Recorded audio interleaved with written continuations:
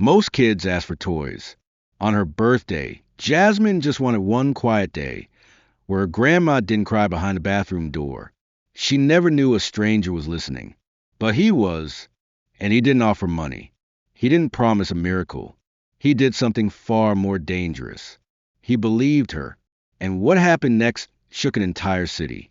Before we dive in, let us know where you're watching from today, and if you like this story, don't forget to subscribe. On a sweltering Saturday morning in East Oakland, the line outside the community center had already wrapped around the block by 6 a.m. mothers with strollers.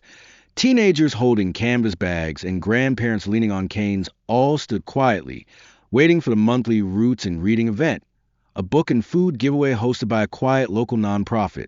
Few people knew who really funded it. Fewer still would have recognized the older man in the faded gray hoodie standing behind the folding tables, handing out paperbacks and canned goods with the calm of someone who had done this 1,000 times. Arnold didn't speak much. He just nodded, offered a book or a bag of rice, and kept the line moving. He didn't wear sunglasses. He didn't bring cameras. He didn't want to be seen. He wanted to see. Near the middle of the line, a small girl gripped her grandmother's hand tightly. Jasmine Taylor, 12 years old, wore a slightly oversized school uniform and shoes so thin at the sole that her pinky toe peeked out. Her backpack was secondhand, stitched at the strap, patched at the base. Inside, she had a notebook with corners curled from rain and a flyer for the event, folded 3 times. "Are you doing okay, love?" Gloria Taylor asked, brushing sweat from Jasmine's brow. Her voice was hoarse from working the night shift at Highland Hospital, and her knees ached from standing since 4 in the morning. Jasmine nodded, but her stomach answered before she could. A quiet growl, then silence. They finally reached the table. Arnold glanced up as Jasmine stepped forward, holding her flyer. She didn't speak at first, just looked at the table of books, then at the man behind it. She saw his eyes before anything else, calm but distant, like someone who knew what it meant to be hungry and didn't want to talk about it. Jasmine held out the flyer. "Do you have any mystery books?" she asked. Arnold nodded. "What kind of mystery?" "The kind where someone disappears, but they come back. Not dead, just different," she said, eyes scanning the pile. He paused, reached under the table, pulled out a copy from the mixed-up files of Mrs. Basil E. Frankweiler. Jasmine's eyes lit up. Then, almost as an afterthought, so soft it might have gone unnoticed, she looked up and said, "I'm hungry." The words weren't loud. They weren't dramatic, but they landed with weight. Not just because of what she said, but how. She didn't cry. She didn't beg. She said it the way someone might say, "It's cloudy today," like it was normal, expected, just a fact. Arnold didn't respond right away. He looked at her, then at Gloria, whose face tightened in embarrassment. The old woman tried to brush it off with a laugh, but her voice cracked. "She's just tired. We had a long morning." Arnold nodded slowly, his hands, rough from years of lifting, tightening around the edge of the table. Then he leaned in just a little and asked, quietly enough that only they could hear, "Did you eat yesterday?" Jasmine shrugged. "School lunch, but we didn't eat dinner." "It's okay. I'm used to it." That broke something in the air.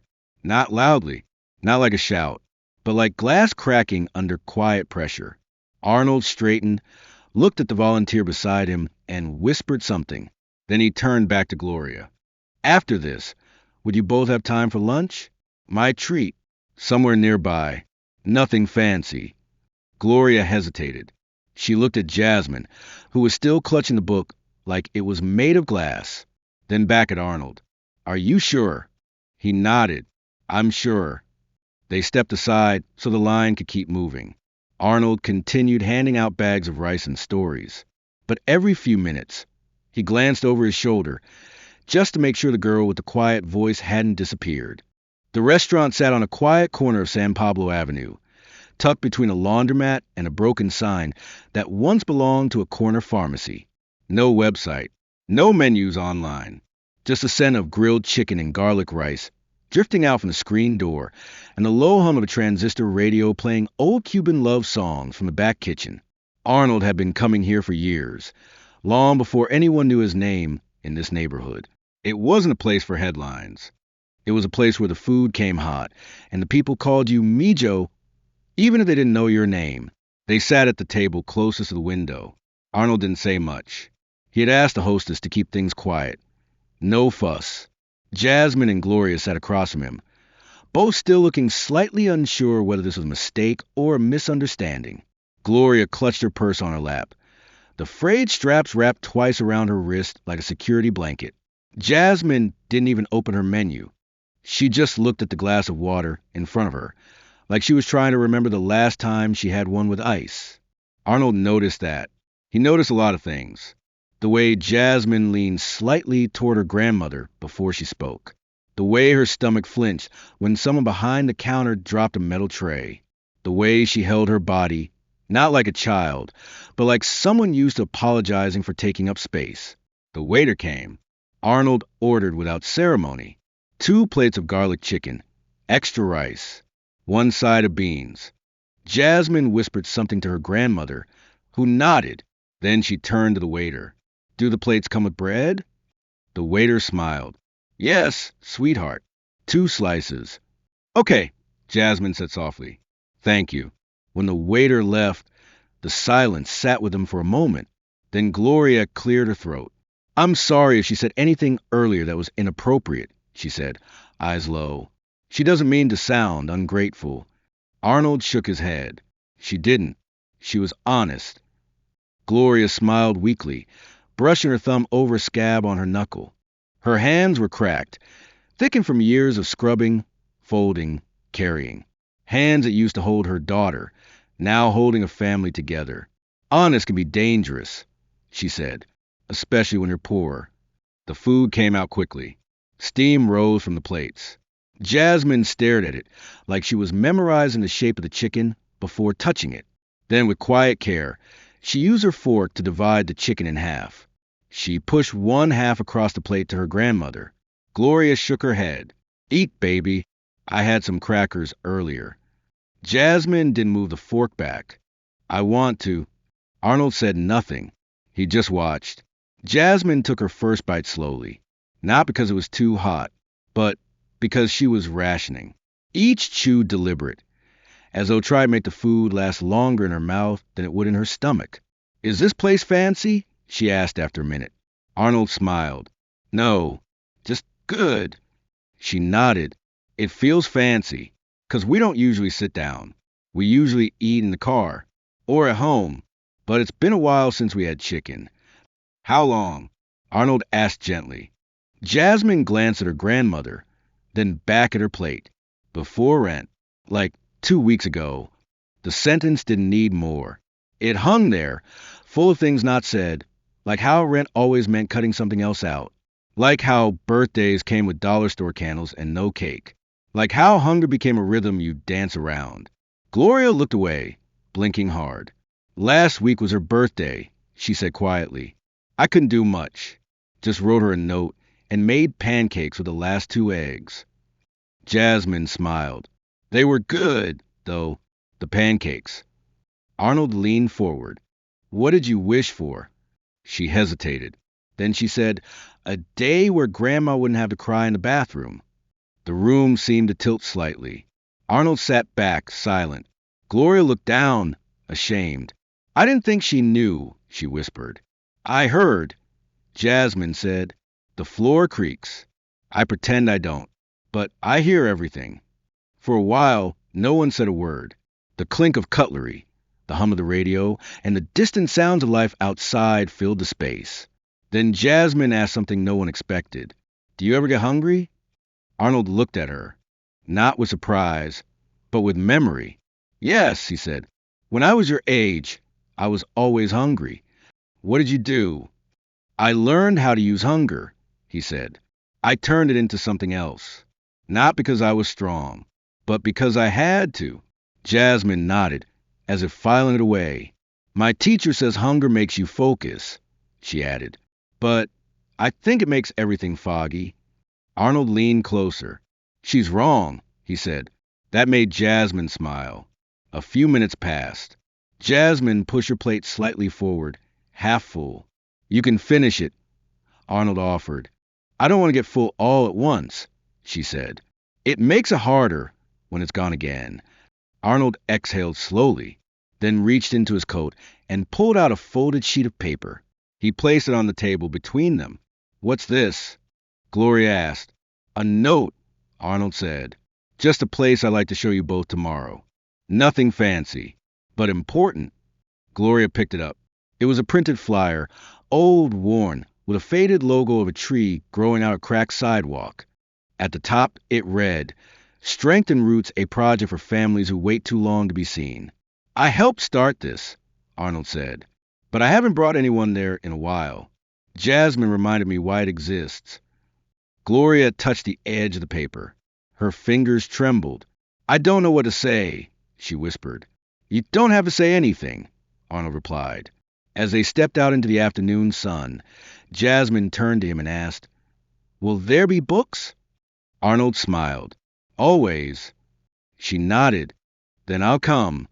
They walked down the sidewalk together, Gloria on one side, Arnold on the other, and in the middle, a girl who hadn't eaten since yesterday, walking like someone who had just been fed something far more permanent. The next morning, Arnold stood in his office above the old boxing gym that now served as the headquarters of Strength and Roots. It was still early, the sun not yet above the hills, and the windows were streaked with fog. He hadn't slept much, not because he was worried, but because something in Jasmine's voice had reached a place inside him that hadn't stirred in years. He sat in the worn leather chair by the desk, holding a chipped mug of black coffee. His fingers traced the edge of a yellowed photo tacked to the corkboard behind him. A boy, maybe 16, lean and bone-thin, standing shirtless beside a weight bench made of rusted pipes. His eyes were fierce. Not angry, but focused, hungry. That boy had come from Austria with nothing but a suitcase and a promise to himself. And hunger, always hunger. He remembered his first winter in America, a mattress on the floor, a part-time job at a bricklayer's yard where no one pronounced his name right. Dinner was often a stale roll dipped in tap water. Some nights, he'd eat sugar straight from the packet, just to stay awake. But he hadn't come to pity himself. He came to make sure no child ever had to normalize that kind of emptiness. He looked at the note Gloria had held the day before. Folded now, creased but not torn. The flyer had been printed 10 years earlier, when Strength and Roots was just an idea. His way of giving back without press releases or red carpets. A place where no one had to prove their worthiness to receive help. He picked up his phone and dialed a number. Monica, he said when the program director answered. I need the team together by 9. We have guests. He paused. And no cameras. At 8:47, Jasmine and Gloria arrived. Gloria wore the same jacket as yesterday, but her hair was pulled back tight, and her eyes were more alert. Jasmine had on a different shirt, but her backpack was the same, slung over one shoulder, the strap still fraying at the edge. She looked around quietly, taking the peeling paint, the punching bags in the corner, the dusty bookshelves near the wall. It didn't look like a fancy place. It didn't need to. Arnold greeted them with a smile and a small gesture toward the stairs. Come, he said. I want to show you something. They followed him up to the second floor, past a hallway lined with photos. Children holding certificates. Families sharing meals. Volunteers in mismatched shirts sorting food and shoes. No names. No donors listed. Just faces. In the conference room, 5 people waited. A woman in her 30s with a clipboard. A former school counselor. A nurse. A man who once ran a corner store and now ran the pantry. And Monica, who had been there since the beginning. Arnold introduced them simply. They're not here to evaluate you. They're here to listen. Gloria sat slowly. Jasmine stayed close beside her. She didn't speak first. Neither did Arnold. It was Monica who began. We've been working with schools across the district, she said gently. But we can only do so much from the outside. What we need, what we never had, is someone to show us what it really feels like. Gloria looked down. We don't want to take from others who need it more. Arnold shook his head. That's what everyone says, Gloria. And that's how entire communities stay invisible. Jasmine finally spoke. At school, she said, I try not to ask for seconds during lunch because the other kids look at you weird, like you're greedy. But I'm not. I just don't want to feel dizzy during math. The room was silent, not out of shock, but out of recognition. Jasmine looked at the nurse. My little brother sometimes cries at night. He says his stomach feels like it's eating itself. But I tell him he's just growing. Because that sounds better than telling him we ran out of cereal. The nurse blinked slowly. The counselor wrote something in her notepad but didn't interrupt. Arnold watched. He didn't take notes. He didn't offer solutions. He just let the weight settle where it belonged. When it was quiet again, Monica leaned forward. We're not going to fix this with boxes of food or a one-time gift card. We're going to start with one school, yours, and build something permanent. Gloria looked up. Her voice was almost a whisper. What does that mean? Arnold answered. It means your granddaughter's courage just opened a door we've been knocking on for years, and we're going to walk through it together. Jasmine didn't smile. She didn't cry. She just nodded, like someone who knew what it meant to be taken seriously for the first time, like someone who had waited a long time to hear that hunger wasn't her fault. Arnold leaned back in his chair and let the room breathe. There was still a long way to go, but something had shifted, not in policy, not in strategy, but in the quiet understanding that dignity begins with being heard. And finally, they were. The following Friday afternoon, the halls of Prescott Elementary were mostly empty.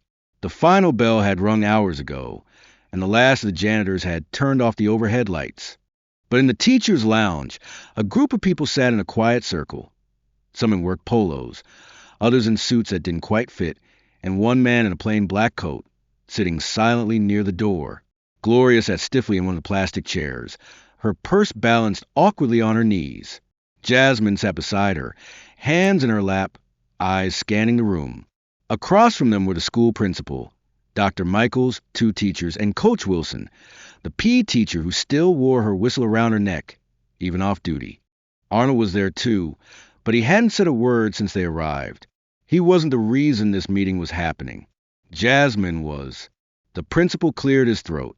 First, thank you for being here, he began, eyes flicking toward Arnold, then quickly away again. We don't typically hold parent meetings on Fridays, but this felt different. Gloria shifted. Are we in trouble? Coach Wilson leaned forward. No, ma'am, not at all. Then she looked at Jasmine. I've been your coach for 2 years, she said. I've seen you outrun every kid in your grade. I've watched you shoot until the sun goes down. But lately, I've noticed you lose steam. You get lightheaded. You don't play like you used to. Jasmine said nothing.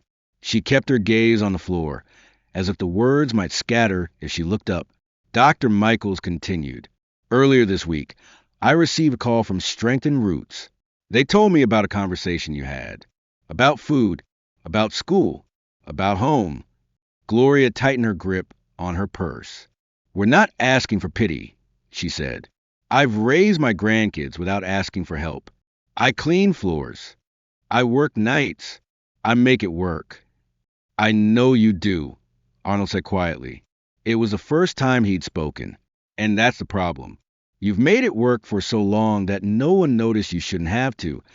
Jasmine glanced at him, then looked away quickly, like the weight of his voice carried too much truth. Monica, who had come from the foundation to facilitate, picked up from there. Our goal isn't to step in with handouts. It's to build something alongside you, with the school, with the community. But to do that, we need to understand what's been happening here. She turned to the teachers. One of them, Ms. Renner, spoke. Jasmine's test scores were in the top percentile last year, she said. Bright, focused, articulate. But since January, she's been struggling. Late assignments, missed days, trouble staying awake in class. Gloria swallowed hard. She's not lazy, she said quickly. It's not discipline. Sometimes there's not enough. Arnold nodded once. Slowly. He didn't need to ask what not enough meant. Jasmine finally spoke. Sometimes, she said, barely above a whisper, I pretend to forget my lunch so I can take the leftover fruit from the cafeteria. They let me, but only if I say I forgot. Coach Wilson's jaw tightened. Ms. Renner looked away. Jasmine added, I don't want my brothers to think we're poor, so I always let them eat first. Then I say I'm not hungry. The room felt smaller. Arnold looked at Dr. Michaels. If you had the resources, he asked, what would you do? The principal sat back in his chair. We'd feed every student, no questions asked. We'd offer after-school tutoring and meals for kids who stay late. We'd train teachers to spot the signs of food insecurity. And we'd stop making kids feel like survival is a behavioral problem. Arnold leaned forward, hands folded. Then let's do it. Monica slid a folder across the table. This is a pilot plan, funded by Strength and Roots. No red tape, no media. She paused, then looked at Jasmine. It started with you. Jasmine blinked. With me? Arnold nodded. You told the truth when it was easier to say nothing. That's how every real change begins. Coach Wilson smiled, eyes damp. She's always been the toughest kid on the court, she said. Turns out she's tougher than we knew. Gloria didn't cry. Not then. But her shoulders softened, like she was finally letting herself be tired. As the meeting wrapped up, Jasmine lingered by the window, watching the empty playground outside. The swings creaked in the wind. Behind her, voices murmured about logistics, supplies, training sessions. She wasn't listening anymore. Arnold walked over, quiet as a shadow. He stood beside her. You okay? He asked. Jasmine nodded, then asked, Do you think my mom will be proud? Arnold looked at her, not with pity, but with recognition. I think, he said, she already is. And in that moment, Jasmine didn't feel small. She didn't feel hungry. She felt heard. And it was enough. The weeks that followed moved quietly, but nothing stayed the same. There were no headlines, not even cuttings, no press releases or stage lights. But inside Prescott Elementary, a shift had begun, small, careful, and deliberate. The first thing to appear was a refrigerator, wheeled in by 2 volunteers before school hours. It was placed in the teacher's lounge, but not just for the staff. It was filled with milk, yogurt, apples, and sandwiches. No sign, no explanation, just a note taped to the door that read, Take what you need, no questions. Jasmine noticed it on a Monday. She didn't take anything at first. She just looked. A week later, she saw her classmate, Marisol, grab a carton of milk and slip it into her backpack like it was contraband. Jasmine smiled and walked by like she didn't see a thing. That's how it started. By the second week, the after-school program had quietly expanded. Instead of 1 hour homework help, it became 3, tutoring, snacks, then open gym. Coach Wilson stayed late, not because she had to, but because she wanted to. The lights on the court stayed on longer. Laughter lasted into dusk. In a back room once used for storage, Gloria now attended evening classes twice a week. Basic nursing skills, first aid, patient intake training. The foundation had partnered with the county hospital to cover the fees. She hadn't sat in a classroom since she was 22. The first day, her hand shook so badly she couldn't hold her pen steady. By the second week, she had a notebook filled with underlined words and quiet hope. Arnold never visited during school hours. He came at night, after the students had gone, after the teachers had turned off the lights. He walked the halls in silence, checking the new pantry in the cafeteria, listening to the custodians talk about the food drive coming next week, asking about what needed repair. He rarely gave instructions. Mostly, he listened. One night, he stood in the parking lot with Monica after a long walkthrough. She held a clipboard. He held nothing. Is it enough? She asked. It's a start, he said. She looked at him. Why this school? Why this girl? Arnold didn't answer immediately. Then he said, because she said the thing no one's supposed to say out loud. Monica nodded. The next day, Jasmine's brothers, Marcus and DeAndre, received small backpacks from the school office. Inside were notebooks, pencils, a pair of clean socks, and 2 brand new basketballs. No tags, no logos, just a note written in block print. From someone who believes in your game. At home, Gloria hung it on the fridge. Not the ball, the note. That Friday, Jasmine stayed late after tutoring. She sat on the bleachers while Coach Wilson packed up. The gym was nearly empty. You ever think about coaching? Wilson asked her. Jasmine laughed. I'm 12. Doesn't mean you can't lead.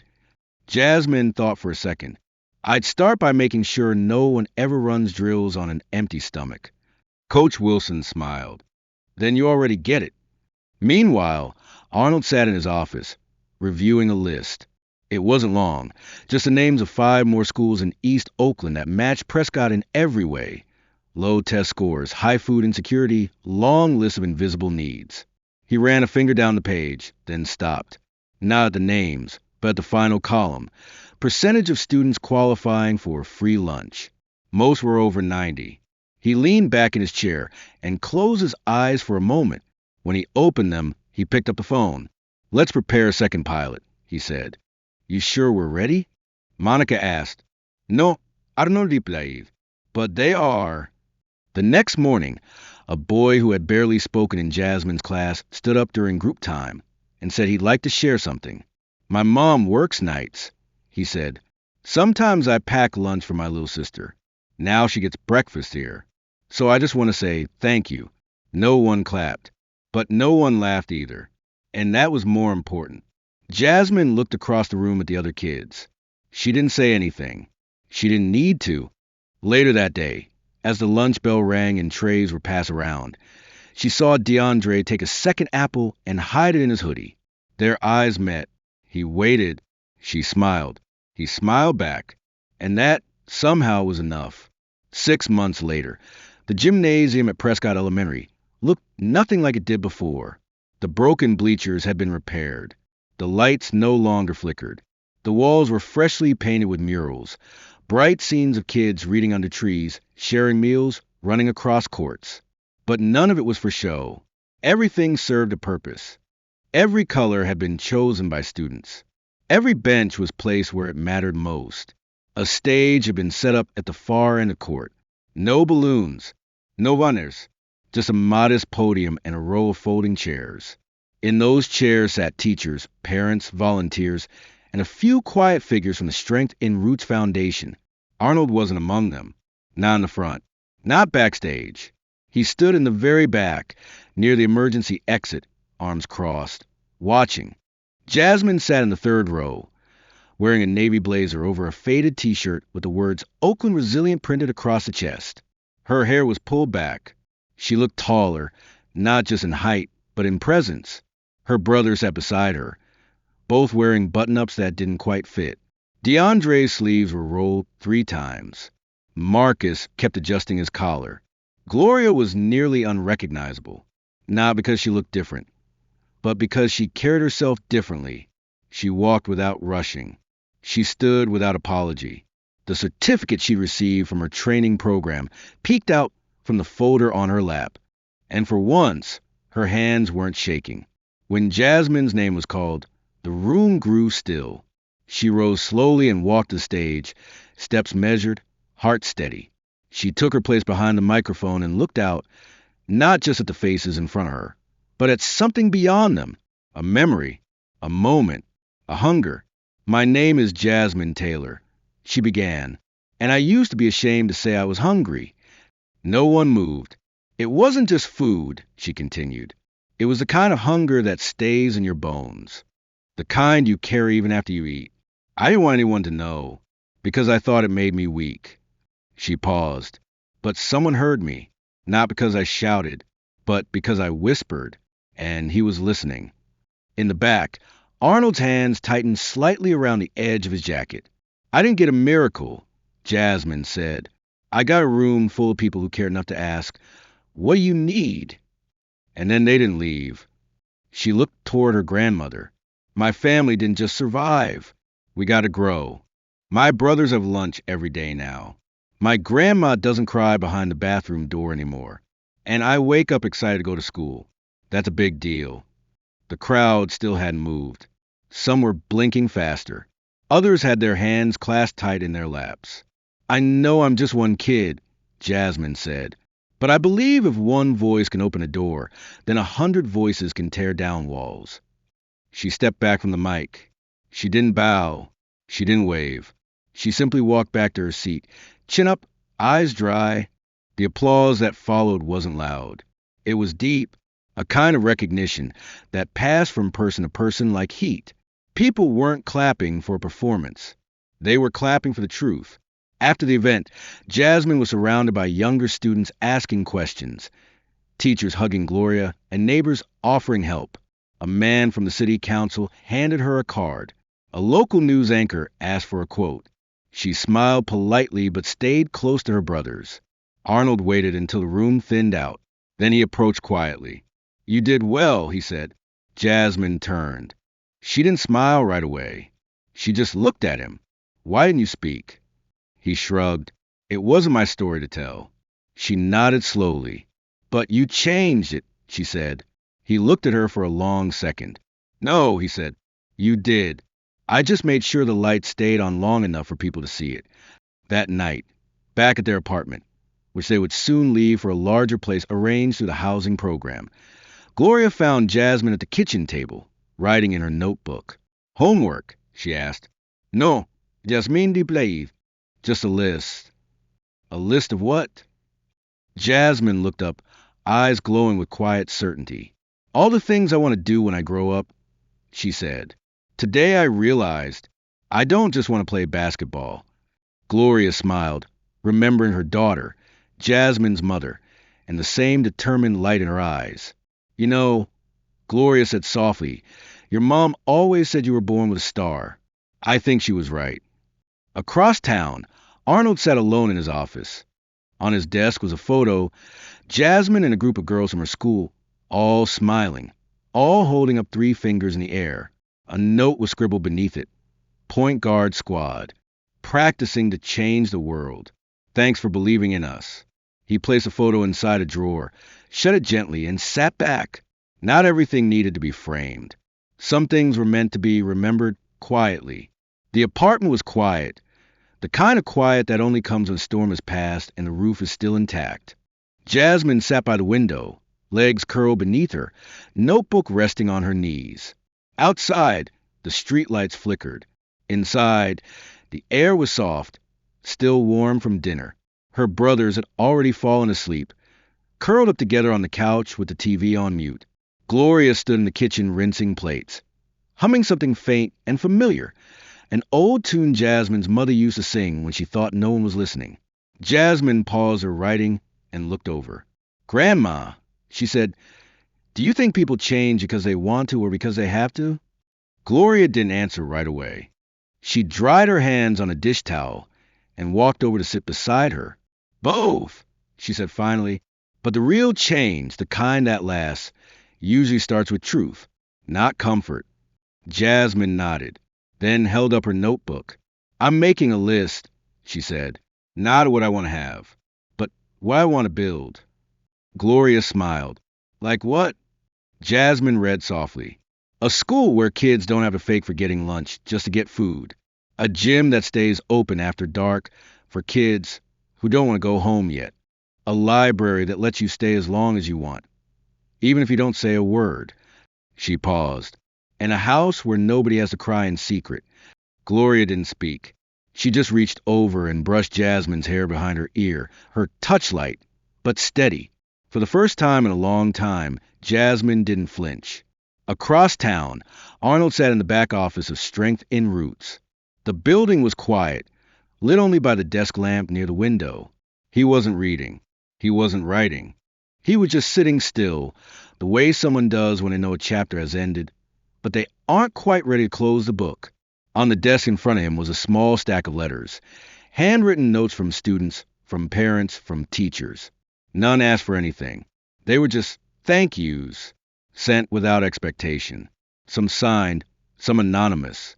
One simply said, "You didn't speak much, but you saw us." That was enough.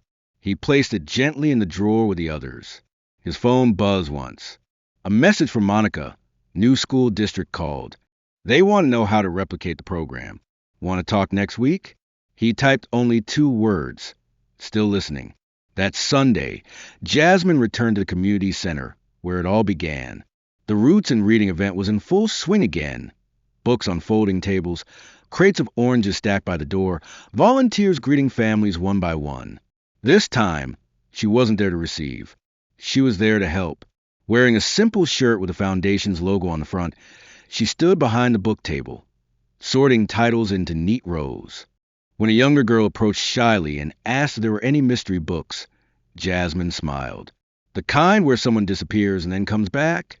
she asked. The girl nodded.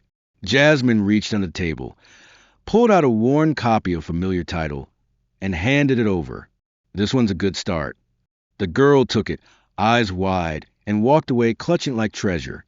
Jasmine turned back to the table and kept sorting. In the distance, leaning near the exit, Arnold watched, not with pride, not with ownership, but with something softer, recognition, a quiet knowing that sometimes the most powerful legacies are the ones with no names attached. He didn't stay long, just long enough. And as he walked down the sidewalk, hands in his pockets, a cool breeze rising off the bay, he heard a voice behind him, soft, certain. "Thank you." He didn't turn around. He just raised his hand once, a silent wave, and kept walking.